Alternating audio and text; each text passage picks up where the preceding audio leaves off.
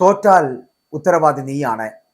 തോൽവി ഉറപ്പിച്ചുള്ള ഒരു മുൻകൂർ ജാമ്യമാണോ ഇത് എന്ന് തോന്നും. ഇത് ദിലീപിനെ പിന്തുണച്ച കോൺഗ്രസിന്റെ അല്ലെങ്കിൽ UDFന്റെ കൺവീനർ ഉണ്ടല്ലോ, ആ കൺവീനറെ അക്ഷരാർത്ഥത്തിൽ വെട്ടിലാക്കുന്ന ഒരു സമീപനമായി പോയി. ഇപ്പോൾ ദിലീപിനെ നിഷ്കളങ്കനാക്കിയ അടൂർ പ്രകാശിന് കിട്ടിയത് 8ന്റെ പണിയാണ് എന്ന് വേണമെങ്കിൽ പറയാം. എന്നാൽ അങ്ങനെ കിട്ടിയ ആ ഒരു അവസരത്തെ വളരെ കൃത്യമായി മുതലെടുത്ത് അതിൽ നേട്ടം കൊയ്തതാകട്ടെ പിണറായിയുടെ CPM-ഉം. ഒരു കാര്യം ഉറപ്പായിരിക്കുന്നു, തദ്ദേശത്തിൽ അല്ലെങ്കിൽ തദ്ദേശ സ്വയംഭരണ തെരഞ്ഞെടുപ്പിൽ തിരിച്ചടി ഉണ്ടാകും എന്നുള്ള കാര്യം കോൺഗ്രസ് ഉറപ്പിക്കുകയാണ്. അങ്ങനെ തിരിച്ചടി ഉണ്ടായാൽ അതിന്റെ ഉത്തരവാദി UDF കൺവീനർ മാത്രമായിരിക്കുമെന്ന് ഇപ്പോഴേ അവർ പറഞ്ഞു വയ്ക്കുകയാണ്. നടി ആക്രമിക്കപ്പെട്ട കേസിലെ കോടതി വിധിയിൽ നടൻ ദിലീപിന് പരസ്യ പിന്തുണ നൽകിയ UDF കൺവീനർ അടൂർ പ്രകാശിനെ KPCC നേതൃത്വം അങ്ങ് ഇന്ദിരാഭവനിലേക്ക് വിളിച്ചു വരുത്തി ശാസിച്ചിരിക്കുന്നു. ഹൈക്കമാൻഡ് തീരുമാനപ്രകാരമാണ് ഇത് എന്നാണ് പറയപ്പെടുന്നത്. തദ്ദേശത്തിൽ തിരിച്ചടി ഉണ്ടായാൽ അതിന് കാരണമായിട്ട് പ്രസ്താവന മാറുമെന്നാണ് ഹൈക്കമാൻഡിന്റെ വിലയിരുത്തലടക്കം. ആദ്യം പറഞ്ഞത് അങ്ങനെയായിരുന്നു. ദിലീപിന് നീതി കിട്ടി, ഈ കേസ് കുറച്ച് ഉന്നത ഉദ്യോഗസ്ഥർ ഉണ്ടാക്കിയെടുത്തതാണ്. സർക്കാർ എന്തിനാണ് അപ്പീൽ പോയി ദിലീപിനെ ബുദ്ധിമുട്ടിക്കുന്നത്? ഇതായിരുന്നു ദിലീപിന് അനുകൂലമായുള്ള അടൂർ പ്രകാശിന്റെ പ്രസ്താവന എന്ന് പറയുന്നത്. പിന്നീട് ഇത് തിരുത്തിയെങ്കിലും ചാനലുകൾ പഴയ പ്രസ്താവന ഇങ്ങനെ നൽകിക്കൊണ്ടേയിരുന്നു. ഇതിൽ CPM കൃത്യമായിട്ടുള്ള രാഷ്ട്രീയ ഇടപെടൽ നടത്തുകയും ചെയ്തു. അതിനകത്ത് ലാഭം ഉണ്ടാക്കുവാൻ അവർക്ക് കഴിയുകയും ചെയ്തു. തിരഞ്ഞെടുപ്പ് ദിവസം തന്നെ അനാവശ്യ വിവാദം തുറന്നുവിട്ട കൺവീനറുടെ നടപടിയിൽ KPCC നേതൃത്വം ശരിക്കും ഞെട്ടിപ്പോയി. AICC general secretary Deepa Das Munshi, KPCC president Sunny Joseph എന്നിവരൊക്കെ ശക്തമായിട്ടുള്ള ഭാഷയിൽ അതിന്റെ അതിർത്തിയൊക്കെ അറിയിക്കുകയൊക്കെ കഴിഞ്ഞ ദിവസം ഉണ്ടായി. ഇതോടെ താൻ ഒറ്റപ്പെട്ടു എന്ന് മനസ്സിലാക്കിയ അടൂർ പ്രകാശ് ഇന്ദിരാഭവനിൽ വെച്ച് തന്നെ നിലപാട് തിരുത്തുന്നു, പുതിയ പ്രസ്താവന നൽകുന്നു.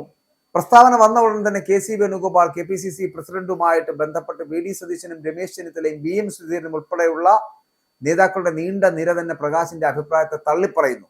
ഇതോടെ പ്രകാശ് തിരുത്തി പറഞ്ഞത് മറ്റൊരു രീതിയിലായിരുന്നു. താൻ എന്നും അതിജീവിതയ്ക്കൊപ്പമാണ്. മാധ്യമങ്ങൾ നൽകിയത് താൻ പറഞ്ഞതിന്റെ ഒരു വശം മാത്രമാണ്. കോടതിയെ തള്ളിപ്പറയാൻ തനിക്ക് കഴിയില്ല എന്നും അതിജീവിതയ്ക്ക് നീതി കിട്ടണമെന്നാണ് തന്റെ അഭിപ്രായമെന്നും പറഞ്ഞു വെക്കാൻ വല്ലാതെ പാടുപെടുന്നുണ്ടായിരുന്നു അടൂർ പ്രകാശ്. അടൂർ പ്രകാശിന്റെ ആദ്യ വാക്കുകൾ മുഖ്യമന്ത്രി പിണറായി വിജയൻ കോൺഗ്രസിനെതിരെ അപ്പോൾ തന്നെ ആയുധമാക്കുകയും ചെയ്തിരുന്നു.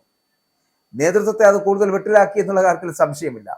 നയപരമായിട്ടുള്ള കാര്യങ്ങളിൽ അടൂർ പ്രകാശ് കൂട്ടായി ആലോചിക്കാതെ അഭിപ്രായം പറയുന്നതിൽ KPCCക്ക് അടക്കം അമർഷമുണ്ട് എന്നുള്ള കാര്യത്തിലും തർക്കമില്ല. മേലിൽ ഇത് ആവർത്തിക്കരുത് എന്ന് താക്കീത് നൽകി വിട്ടിരിക്കുകയാണ് ഇപ്പോൾ അടൂർ പ്രകാശിനെ. രാഹുൽ മാങ്കൂട്ടത്തിലിന്റെയും ആ കേസിലും അടൂർ പ്രകാശ് വ്യത്യസ്തമായിട്ടുള്ള നിലപാടാണ് സ്വീകരിച്ചത്. അത് നമ്മൾ കണ്ടതുമാണ്. രാഹുലിന്റെ വിഷയത്തിൽ ആദ്യം മുതലേ തന്നെ മൃദു സമീപനം സ്വീകരിച്ചതും ഇതേ പ്രകാശ് തന്നെയായിരുന്നു. മാത്രമല്ല, അസമയത്ത് കേരള കോൺഗ്രസിന്റെ മുന്നണിയിലേക്ക് ക്ഷണിച്ചത് തിരിച്ചടി ആയി എന്നുള്ള കാര്യത്തിൽ സംശയമില്ലല്ലോ. അത് തിരിച്ചടിച്ചു എന്നുള്ള വിലയിരുത്തലടക്കം UDFനകത്തുണ്ട്. UDF കൺവീനർ എന്ന നിലയിലും പാർട്ടി നയമേ പറയാവൂ എന്നാണ് KPCCയിൽ നിന്നും അടൂർ പ്രകാശിന് ഇപ്പോൾ കിട്ടിയിരിക്കുന്ന നിർദ്ദേശം. അതിജീവിതയ്ക്കെതിരെ UDF കൺവീനർ അടൂർ പ്രകാശ് നടത്തിയ പ്രസ്താവന എന്ന് പറയപ്പെടുന്ന അനാവശ്യമെന്ന് K മുരളീധരനും പ്രതികരിച്ചു. പദവിക്കനുസരിച്ചുള്ള പ്രസ്താവന നടത്തേണ്ടതാണ് എന്നും തിരഞ്ഞെടുപ്പ് ദിവസം അത്തരത്തിലൊരു പ്രതികരണം നടത്തിയത് ശരിയായില്ല എന്നും മുരളീധരൻ അടക്കമുള്ള കോൺഗ്രസുകാർ പറയാതെ പറഞ്ഞു, ചിലർ പറയുകയും ചെയ്തു.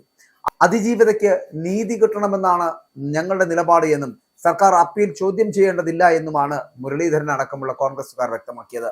അടൂർ പ്രകാശ് കേരള സമൂഹത്തോട് മാപ്പ് പറയണമെന്ന് മുഖ്യമന്ത്രിയും ഈ കിട്ടിയ അവസരത്തിൽ ആഞ്ഞടിച്ചു.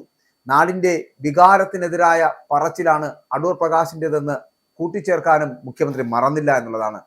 പ്രസ്താവനയെ അങ്ങേയറ്റം സ്ത്രീവിരുദ്ധമാണ് എന്ന് പറയുവാൻ ആരോഗ്യമന്ത്രി വീണ ജോർജും തയ്യാറെടുത്തു എന്നുള്ളതാണ്. ഇങ്ങനെ പലതരത്തിൽ ഒടുവിൽ അതിജീവിതയ്ക്കെതിരെ ഒപ്പമാണ് താന് എന്നും അവർക്ക് നീതി കിട്ടണമെന്നാണ് നിലപാട് എന്നും അടൂർ തിരുത്തി പറയുന്നത് വരെ ഇത്തരത്തിലുള്ള പ്രസ്താവനകൾ ഇങ്ങനെ ഒഴുകിക്കൊണ്ടേയിരുന്നു.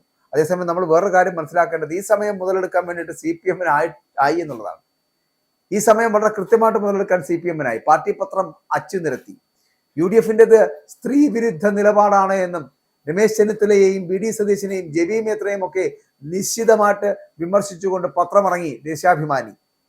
പാലക്കാട് MLA എവിടെയെന്ന് പോലും പറയാനാകാത്ത വിധം സ്ത്രീ പീഡന കേസിൽ കോൺഗ്രസ് നാണം കെട്ട് നിൽക്കുമ്പോഴാണ് UDF കൺവീനർ നയം വ്യക്തമാക്കിയത് എന്നാണ് ദേശാഭിമാനി അച്ചടിച്ചു വിട്ടത്. നടിയെ ആക്രമിച്ച കേസിലെ വിധിയുമായിട്ട് ബന്ധപ്പെട്ടിട്ട് നടൻ ദിലീപിന് നീതി ലഭിച്ചു എന്ന പ്രസ്താവനയിൽ UDF കൺവീനർ അടൂർ പ്രകാശിനെയും കോൺഗ്രസിനെയും വിമർശിച്ച് CPIM-ന്റെ മുഖപത്രമായിട്ടുള്ള ദേശാഭിമാനി ഇറങ്ങുമ്പോൾ പലരും ഞെട്ടാതിരുന്നില്ല. എത്രത്തോളം സ്ത്രീവിരുദ്ധമായിട്ടുള്ള നിലപാടാണ് കോൺഗ്രസും UDF-ഉം പിന്തുടരുന്നത് എന്ന് വ്യക്തമാക്കണമെന്നും കേസിന്റെ തുടക്കം മുതൽ തന്നെ ദിലീപിനെ പിന്തുണയ്ക്കുന്ന നിലപാടാണ് ഇരുകൂട്ടരും സ്വീകരിക്കുന്നത് എന്നും ദേശാഭിമാനി വിമർശന ശരം ചെയ്തു.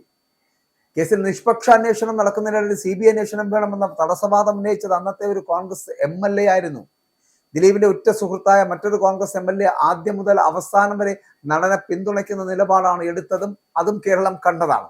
നടി ആക്രമിക്കപ്പെട്ട ശേഷം MLA ദിലീപിന്റെ വീട്ടിലെത്തി പലവട്ടം ചർച്ചകൾ നടത്തിയത് വിവാദമായിരുന്നു. ദിലീപ് ഫാൻസ് അസോസിയേഷൻ പ്രസിഡന്റായിരുന്ന MLA നടൻ നിരപരാധി എന്ന അഭിപ്രായ പ്രകടനം നടത്തിയതും അന്ന് ചർച്ചയായി. അന്ന് MLA-ക്കെതിരെ ഒരു പൊതുവികാരം ഉയർന്നപ്പോൾ രക്ഷയ്ക്കെത്തിയത് പ്രതിപക്ഷ നേതാവായിരുന്ന രമേശ് ചെന്നിത്തലയാണ്. UDF ഭരിക്കുന്ന ആലുവ മുനിസിപ്പാലിറ്റിയുടെ ശതാബ്ദി ആഘോഷ ചടങ്ങിൽ ദിലീപിനെ പങ്കെടുപ്പിച്ച് ലോഗോ അങ്ങ് പ്രകാശനം ചെയ്യിപ്പിച്ചു. ഇന്ന് രാജ്യസഭാ MP ആയിട്ടുള്ള മഹിളാ കോൺഗ്രസ് നേതാവ് ജബി മേത്തർ അന്ന് മുനിസിപ്പാലിറ്റി വൈസ് ചെയർപേഴ്സൺ ആയിരുന്നു. മറക്കരുതാരും. അവർ ചടങ്ങിൽ ദിലീപിനൊപ്പം സെൽഫി എടുത്ത് പിന്തുണ പ്രഖ്യാപിക്കുകയും ചെയ്തു. ദിലീപിനെ പൊതു ചടങ്ങുകളിൽ നിന്ന് ഒഴിവാക്കിയപ്പോഴായിരുന്നു ഈ പ്രതിച്ഛായ വീണ്ടെടുക്കൽ നാടകം എന്നുള്ളത് ദേശാഭിമാനി എഡിറ്റോറിയൽ ചൂണ്ടിക്കാട്ടുകയും ചെയ്യുന്നുണ്ട്. പാലക്കാട് MLA എവിടെയെന്ന് പോലും പറയാനാകാത്ത വിധം സ്ത്രീ പീഡന കേസിൽ കോൺഗ്രസ് നാണം കെട്ട് നിൽക്കുമ്പോഴാണ് UDF കൺവീനർ അവരുടെ നയം വ്യക്തമാക്കിയത് എന്നുകൂടി എഴുതി വയ്ക്കാൻ അവർ മറന്നില്ല. യുവതിയെ പീഡിപ്പിച്ച് ഗർഭിണിയാക്കുകയും തുടർന്ന് നിർബന്ധിച്ച് ഗർഭചിത്രം നടത്തുകയും ചെയ്യുക, ഗർഭചിത്രം നടത്തിയില്ലെങ്കിൽ കൊന്നുകളയുമെന്ന് ഭീഷണിപ്പെടുത്തുക എന്നീ ഗുരുതരമായിട്ടുള്ള കുറ്റകൃത്യങ്ങൾ ആരോപിക്കപ്പെട്ട് 2 കേസുകളിൽ ഒളിവിൽ കഴിയുന്ന രാഹുൽ മാങ്കൂട്ടത്തിലിനെ സംരക്ഷിക്കുന്ന നിലപാടാണ് തുടക്കം മുതൽ കോൺഗ്രസ് സ്വീകരിക്കുന്നത് എന്നും ദേശാഭിമാനി വിമർശിച്ചു വെക്കുന്നുണ്ട്. അപ്പോൾ ഇനി തോറ്റാലും പറയാൻ ഒരാളായല്ലോ ശ്രീ അടൂർ പ്രകാശ്. അതുകൊണ്ട് തന്നെ കോൺഗ്രസിന്റെ കളി തുടർന്നുകൊണ്ടേയിരിക്കും. ദേശാഭിമാനി അവരുടെ കളിയും തുടരും. കാരണം അവർക്കും ജീവിക്കണ്ടേ. അതുകൊണ്ട് തന്നെ ദേശാഭിമാനി കിട്ടിയ അവസരത്തിൽ കയറി ഗോളടിക്കുകയാണ്. എന്നാൽ ഒരു കാര്യം ഉറപ്പാണ്, നീതി ആർക്ക് ലഭിച്ചു എന്നതിനെ കുറിച്ചുള്ള ഒരു തർക്കം അത് നിലനിൽക്കുക തന്നെയാണ്.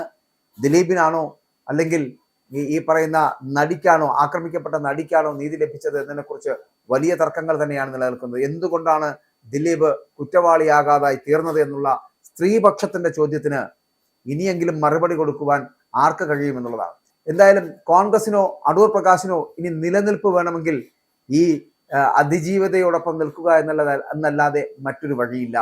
ദിലീപിനെ സഹായിക്കാൻ ശ്രമിക്കുകയോ അല്ലെങ്കിൽ ഒരു കോൺഗ്രസ് പാരമ്പര്യമുള്ള ഒരു കോൺഗ്രസ് മനോഭാവമുള്ള ദിലീപിനോടൊപ്പം ചേർന്ന് നിൽക്കാമെന്ന് കോൺഗ്രസ് കരുതുകയോ ചെയ്താൽ ഒരു കാര്യം ഉറപ്പാണ്, ഇനിയും വരുന്ന 11-ാം തീയതി നടക്കാൻ പോകുന്ന തിരഞ്ഞെടുപ്പിലും ആ തിരിച്ചടി തന്നെ പ്രതീക്ഷിക്കാം. നിങ്ങളിപ്പോൾ വടക്കൻ മേഖലകളിൽ നടക്കാൻ പോകുന്ന തിരഞ്ഞെടുപ്പിന് മുന്നോടിയായിട്ട് ഒരു തിരുത്തൽ ഉണ്ടാക്കിയെടുത്ത് മുന്നോട്ട് പോയില്ല എങ്കിൽ അടൂർ പ്രകാശ് നിങ്ങൾ തന്നെയാണ് ഇതിനകത്ത് ഒറ്റുകാരൻ എന്ന് പറയപ്പെടും. ഈ കോൺഗ്രസ് UDF വലിയ പരാജയം ഏറ്റുവാങ്ങുമെന്നുള്ള കാര്യത്തിൽ സംശയമില്ല. ആ പരാജയം പക്ഷേ നിങ്ങൾ ചുമക്കേണ്ടി വരും എന്നതാണ് തർക്കമില്ലാത്ത കാര്യം.